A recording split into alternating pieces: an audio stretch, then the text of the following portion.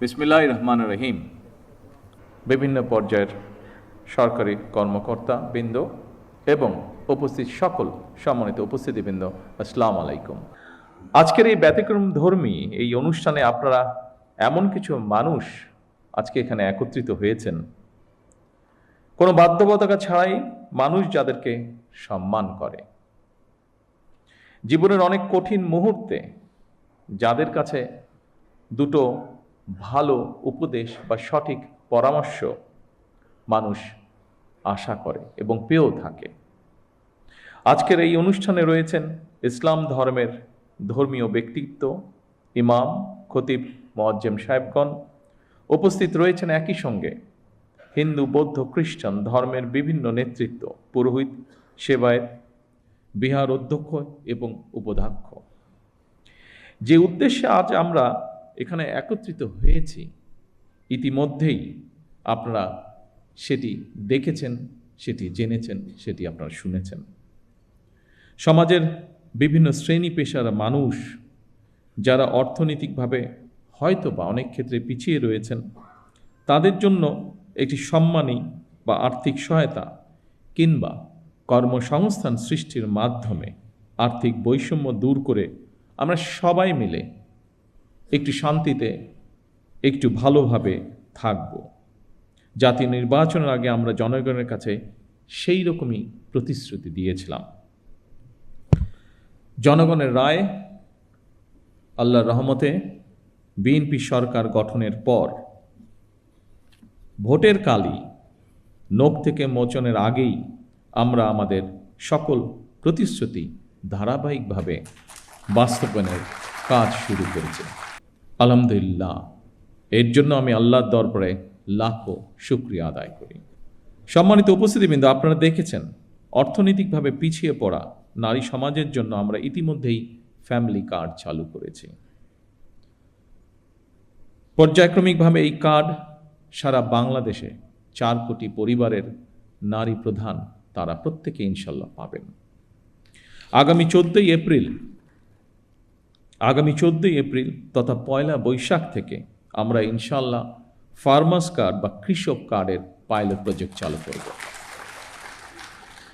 ইনশাল্লাহ আগামী 16ই মার্চ দিনাজপুর থেকে শুরু হচ্ছে আমাদের খাল খনন কর্মসূচি। আবারও আল্লাহর কাছে শুকরিয়া, আলহামদুলিল্লাহ, আজ থেকে খতিব, ইমাম, মুয়াজ্জিম এবং অন্য ধর্মের ধর্মীয় গুরুদের জন্য আর্থিক সহায়তা বা সম্মানী কর্মসূচির পাইলট প্রজেক্ট চালু হলো। দেশের প্রতিটি নাগরিকের রাজনৈতিক এবং অর্থনৈতিক ক্ষমতায়ন নিশ্চিত করার মাধ্যমে আমরা আমাদের দেশকে একটি শক্তিশালী ভিত্তির উপরে প্রতিষ্ঠিত করতে চাই, যাতে করে আর কোনো ফ্যাসিবাদ কিংবা তাদের তাবেদার অপশক্তি মানুষের স্বাধীনতা কেড়ে নিতে না পারে, কথা বলার অধিকার কেড়ে নিতে না পারে।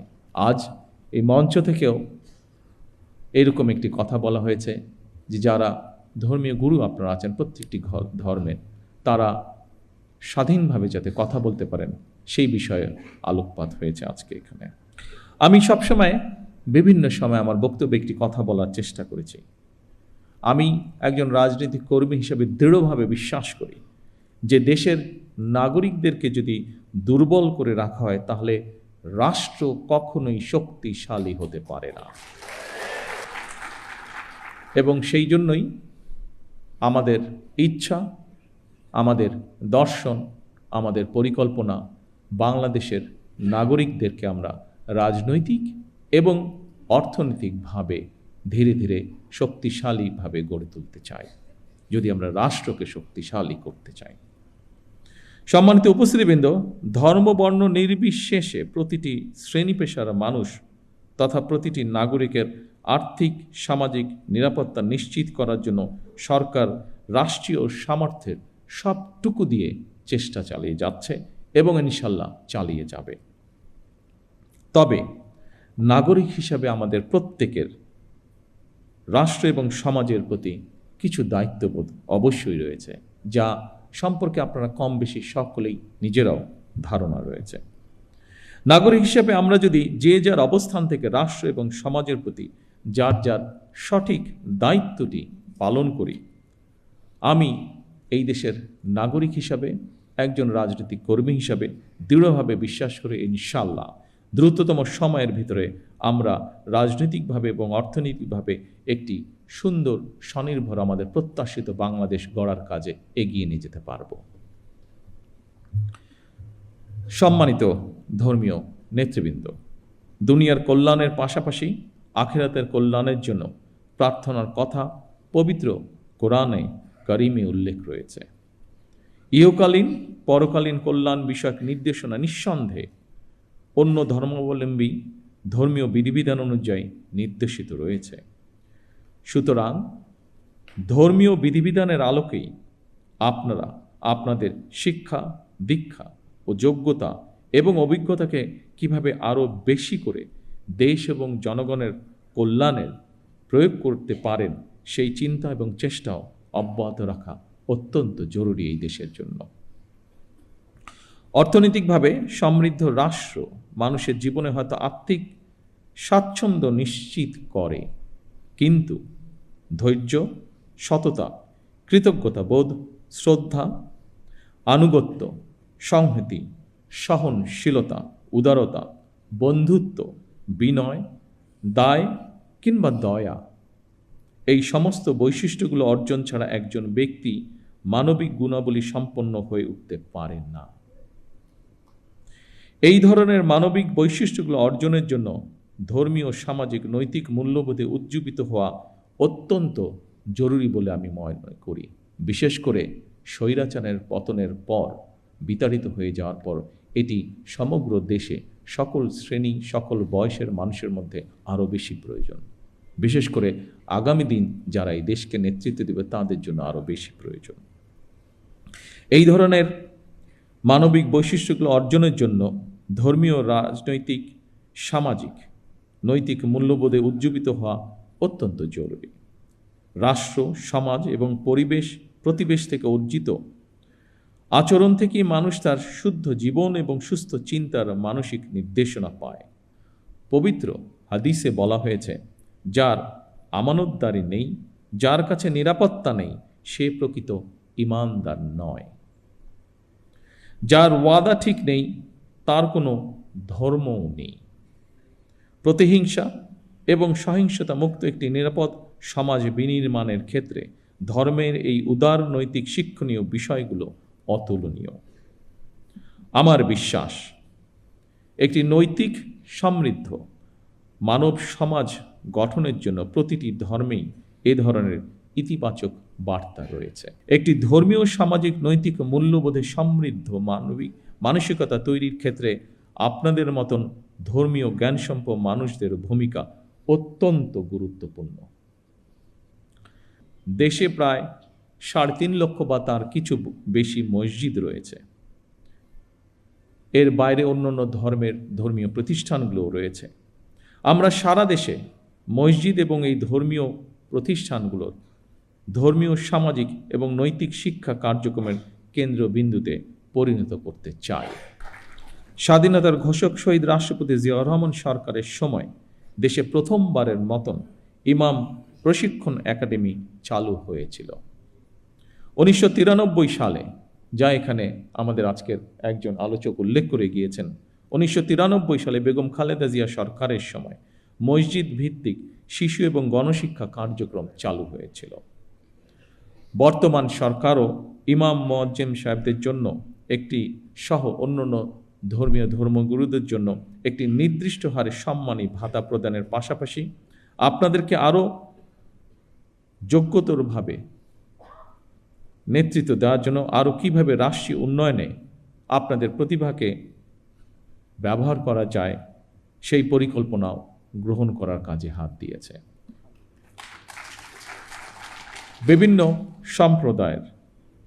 বিভিন্ন ধর্মীয় সম্প্রদায়ের সম্মানিত নেতৃবৃন্দ, খতিব, ইমাম, মুয়াজ্জিমদের সম্মানী ভাতা দেওয়ার যে কর্মসূচি বর্তমান সরকার, আপনাদের সরকার চালু করেছে, এই কর্মসূচির অধীনে প্রথম পর্যায়ে পাইলটিং স্কিমের আওতায় মোট 4,908টি মসজিদ, 990টি মন্দির এবং 144টি বৌদ্ধ বিহারে মোট 16,992 জন এই মাসিক সম্মানী পাওয়া শুরু করেছেন আজ থেকে। পর্যায়ক্রমিকভাবে ইনশাল্লাহ সবাইকে এই কর্মসূচির আওতায় অন্তর্ভুক্ত করা হবে। বিভিন্ন শ্রেণী পেশার মানুষের জন্য সরকারের এইসব অর্থনৈতিক কর্মসূচি উদ্যোগের মূল উদ্দেশ্য হচ্ছে, যা আমি আগেই উল্লেখ করেছি, নাগরিকদেরকে অর্থনৈতিকভাবে স্বাবলম্বী করে গড়ে তোলা। তবে আপনাদের কাছে একটি বিনীত আহ্বান, আপনারা কেউ মসজিদে কিংবা যার যার ধর্মীয় উপাসনালয় দায়িত্ব পালনের পাশাপাশি নিজেদেরকে বিভিন্ন অর্থনৈতিক সামাজিক কর্মকাণ্ডে সম্পৃক্ত করতে চাইলে আপনাদের সেই উদ্যোগ বাস্তবায়নে সরকারের সর্বোচ্চ চেষ্টা থাকবে সহযোগিতা করা। এর বাইরে বর্তমান স্বরাষ্ট্র মন্ত্রণালয় প্রত্যেকটি জেলা এবং উপজেলায় আইন শৃঙ্খলা কমিটিতে একজন ইমাম অথবা একজন খতিব অথবা সেই এলাকার ধর্মীয় অন্য কোনো ধর্মের ধর্মীয় গুরু, তাদেরকেও আমরা সিদ্ধান্ত নিয়েছি একজন সদস্য আমরা রাখব। সম্মানিত উপস্থিতিবৃন্দ, আমরা আজ সব ধর্মের মানুষ একসঙ্গে বসেছি, এক কাতারে বসেছি। এটিই আমাদের বাংলাদেশের আবহমান কালের ঐতিহ্য। কেউ যেন আমাদের মধ্যে বিভেদ সৃষ্টি করতে না পারে। মুসলমান, হিন্দু, বৌদ্ধ, খ্রিস্টান, আমরা সবাই মিলে ইনশাল্লাহ একটি শান্তিময়, শান্তিপূর্ণ বাংলাদেশ গড়ে তুলব একসাথে। সকলের জন্য আমরা গড়ে তুলব একটি নিরাপদ রাষ্ট্র, একটি নিরাপদ সমাজ, যা প্রতিটি শ্রেণী পেশার মানুষের কাম্য। আমার বক্তব্য শেষ করার পূর্বে আমি আজকের এই দিনটিকে, আজকের আমাদের দলীয় ইশতেহারের এই কার্যক্রমটিকে সফল করার জন্য বিভিন্ন মন্ত্রণালয় সহ, বিভিন্ন মন্ত্রণালয়ের কর্মকর্তা সহ বিভিন্ন ডিপার্টমেন্টের যে সকল ব্যক্তি অক্লান্ত পরিশ্রম করেছেন, যাদের সহযোগিতায় বর্তমান সরকারের নির্বাচনে এই ম্যানিফেস্টোটি আলোর মুখ দেখতে পেয়েছে, কাজ শুরু করছে, তাদের সকলকে আমি জানাই আন্তরিক শুভেচ্ছা, তাদের সকলকে আমি জানাই আন্তরিক ধন্যবাদ।